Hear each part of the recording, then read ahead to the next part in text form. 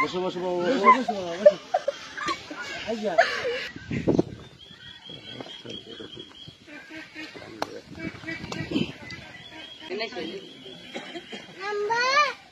টাকাটা মেয়ের হাতে দিয়ে দেবো।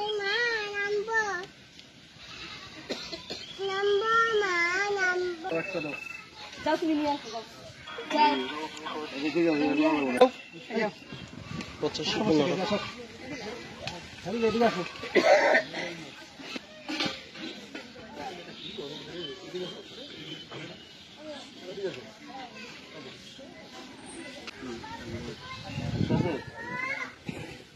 ভাই আপনি গাঁজা খাই নাকি আমরা?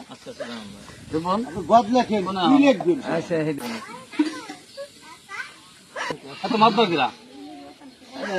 তাহলে ইসলামি করে দেবো তালাক